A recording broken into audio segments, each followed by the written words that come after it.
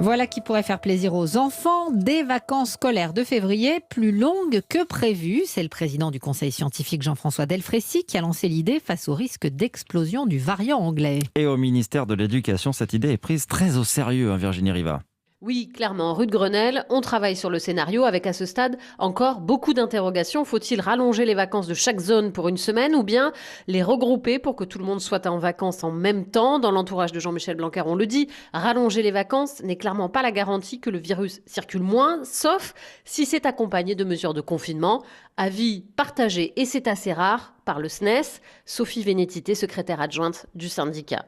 Si les plus jeunes sont amenés à se déplacer, à aller voir leurs grands-parents, on aura loupé l'objectif qui consiste à limiter les contacts et les déplacements. On sait qu'il faut que ça s'accompagne d'autres mesures. On l'a vu au retour des vacances de la Toussaint et au retour des vacances de Noël, où finalement il n'y avait pas de mesures renforcées et où le virus a continué de circuler au retour des vacances. Se pose également la question de la continuité pédagogique. S'il y a un arrêt de 3 voire 4 semaines, la seule solution, explique un proche du ministre, c'est, après le temps des 2 semaines de vacances prévues initialement, de proposer des cours en distanciel pour tout le monde, primaire, collège et lycée, et organiser une garde prioritaire, notamment pour les parents soignants, comme lors du confinement de mars dernier. Virginie Riva, spécialiste éducation d'Europe 1. Et aujourd'hui, le personnel de l'éducation nationale est appelé à une grève pour les salaires et les conditions de travail. Dans le primaire, un tiers des enseignants devraient suivre le mouvement, si on en croit le syndicat SNUIPP.